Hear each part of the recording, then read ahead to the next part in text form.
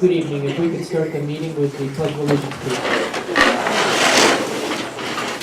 I pledge allegiance to the flag of the United States of America and to the republic for which it stands, one nation, under God, indivisible, with liberty and justice for all.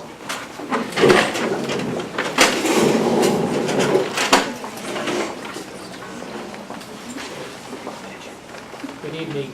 Thank you to Maple Street School for hosting us this evening. Just logistical in case anybody needs them, the restrooms are out the back corner of the cafeteria. We'll start the meeting with item 1.0, consent agenda. Mr. Percy.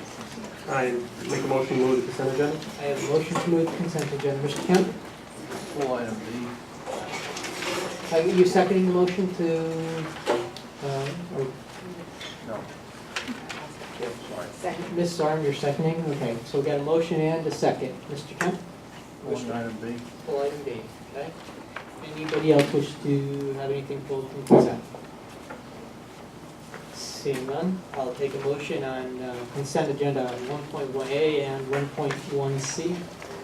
By a show of hands, all in favor? And that's unanimous. Okay, Mr. Kemp, you have the floor for item 1.1B. The Finance Committee meeting minutes, if it's correct, indicate that there were 5 members of the Board of Ed present at the first of the 2 Finance Committee meetings, excuse me. Is that correct?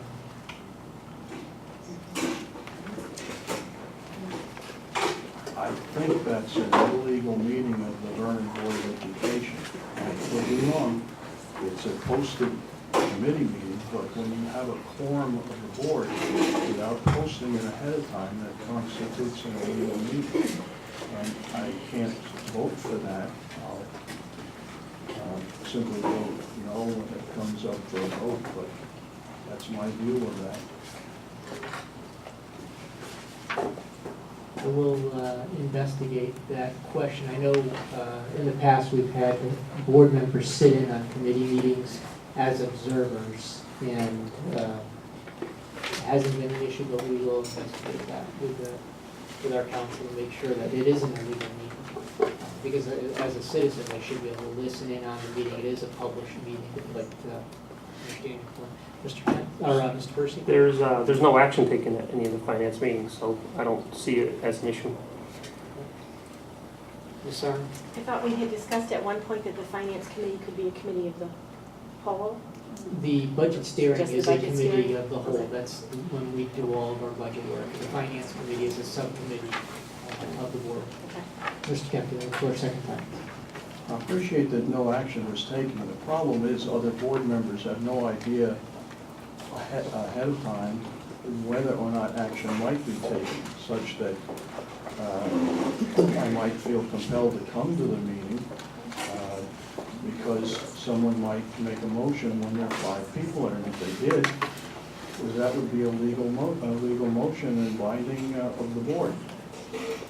So I think that we should reconsider what we're doing.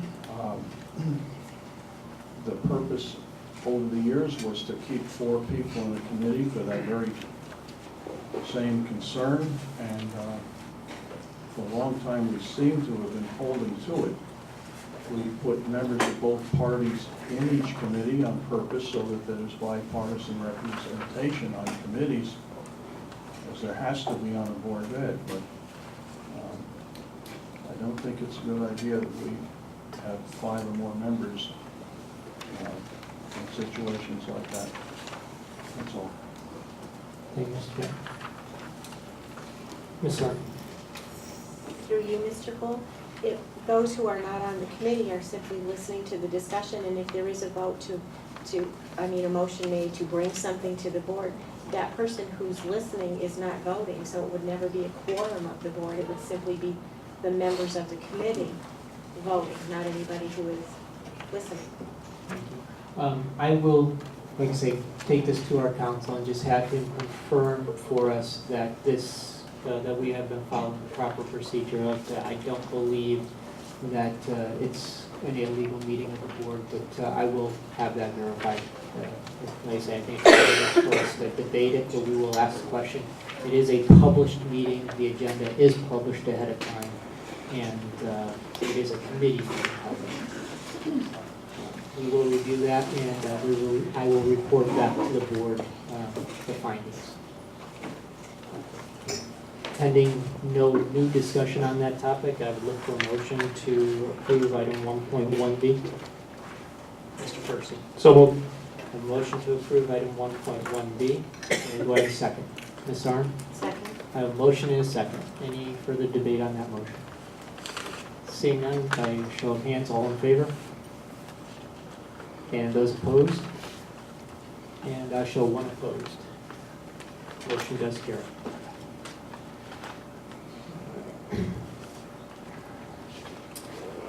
Okay, item 2.0, Secretary's Report. Item 2.1, opportunity for Board of Education members to add or delete agenda items. Does anybody have any agenda items to be added or deleted this evening? Seeing none, we'll move on to item 2.2, Rockville High School Student Representatives. For your report this evening, I don't know which one you want to go first, Olivia or Courtney? I'll go first. Okay, thank you. Okay, I'll start out with the FFA news. For the first time ever, we're having a food drive. We're hosting it April 8th through the 12th, and we're going to have a tractor in the front of the school, and the goal is to fill the tractor. We're going to start out by filling the front of the bucket truck, and then we're going to end up putting all that food into the back of the hay wagon, and then having a police escort to bring it all with the tractor down to HBCC to deliver it. We plan on having the tractor in the front of the school April 8th through the 12th, and it's going to be up there 7 to 8 a.m. And on April 12th, we're going to have it open 2 to 6 p.m. So we'll have an opportunity for more people to come. Our banquet is planned for May 30th. State convention is June 1st, and we're proud to say that we have the #1 horse evaluator in the state, which is Aaron Dulubac, and we came in 3rd for livestock judging as far as state-wise goes. We are well represented in this states coming up here. We have Aaron Dulubac that is going to be competing in extemporaneous public speaking, which is where you're given a random speech topic and you have like 30 minutes to write a speech and then present it in front of a panel of judges. Creed speaking, which is a 5-paragraph creed which you have to memorize and present into a panel of judges as well, is being read by Haley Yates, who is a freshman. And then for prepared public speaking is where you can prepare a speech and then present it into a panel of judges. I will be representing our chapter at States. We are also getting ready with tractor driving, aqua, and vet tech as well for competing. For sports news, baseball, lacrosse, track, and tennis are all getting ready for a good season. Hopefully, it'll end up as great as BCR's was. J.R. Peretti went to all states, and we want to recognize him as doing a great job. Alright, we have Band-Aid coming up this Thursday, and there's going to be teacher, student, and police department involvement. We also had the student versus teacher basketball game. The teachers won. We raised $150 for the food pantry. We also had the volleyball lock-in, and it went smoothly, and everyone that went had a really good time. And we also recently had the hypnosis show, which is always an experience, and it's really fun to see your classmates on stage and making a fool of themselves. Also, we have our proms coming up, which everyone's really excited for. And tomorrow, actually, the education consultant, Brad Brazen, from NBC, is interviewing Mrs. Norland and is doing a segment on making the grade. And other great creative writing news, we have 2 national winners for the Scholastic competition. Hannah Gerhard, a gold and silver key, and Rachel Nutt, a gold key for her flash fiction. And Rachel was actually chosen to read her work at Carnegie Hall on stage, so it's going to be a really great experience. Thank you very much for your reports. Does anybody have any questions for our student representatives this evening? Seeing none, thank you. I echo your congratulations to the hockey team and the writers for their successes. Item 3.0 is community forum. It's the opportunity for comments on agenda items, potential potential future agenda items or general information to be provided to the board from citizens and community organizations. Is there anybody who wishes to speak to the board this evening? If so, please raise your hand and be acknowledged. Please come forward and state name and address for the record. Tanya Damon Merrill, 138 Grove Street. I have a couple things I'd like to bring to the board's attention. First off, I really like the revised calendar for next year. I prefer the Friday professional development, early dismissal days, whatever you like to call them, especially after experiencing 3 straight days of early dismissal last week, which was a bona fide nightmare. In my humble opinion, it was not enjoyable at all for myself or my children. For 3 straight days getting out at 1:02, not fun. So I do like the calendar that is revised with the Friday days. I still am concerned with the number of professional development days that we have incorporated in the calendar, and the suggestion that I have for that is specifically for kindergarten students, since I will have an entering kindergartner next year. If you're a PM student, you lose out big time on those days, so I don't know if there's a way to rotate them. One day AM, I know logistically that might be a nightmare, but with that call thing that you have now, I forget what the technical name, you could be making phone calls to those parents, but if I have a PM kindergartner, my kid is at a real disadvantage for next year's calendar with the professional development days.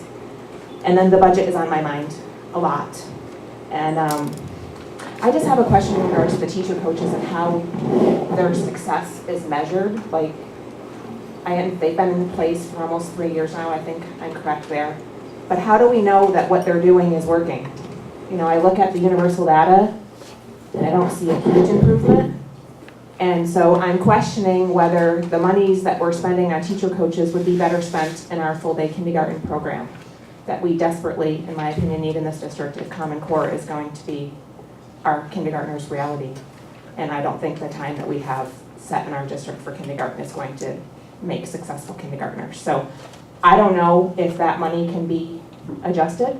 I know some of the dollars that we spend on teacher coaches are from the Alliance grant, and that could pose a problem. I don't know if we're allowed to shift those dollars and play with them. I'm not sure how cut in stone it is when you put in your grant, but I see that kindergarten full day is more needed and our dollars would be better spent in full day kindergarten than on teacher coaches. Thank you. Thank you. Is there anybody else who wishes to speak this evening? Please come forward, state your name and address for the record.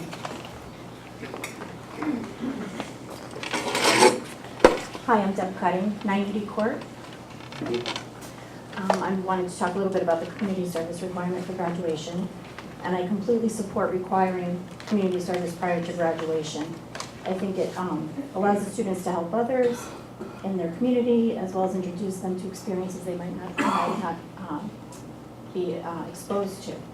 Currently, only community service completed during the school year counts towards fulfilling this requirement. So I'm asking that you consider allowing community service completed during the summer to count towards the 40-hour requirement. Some students are extremely busy during the school year with class, work, extracurricular activities, work, and family commitments. Since this is a requirement for graduation, let's give the students extra time and assistance in the summer to help them reach their goal. Thanks. Thank you.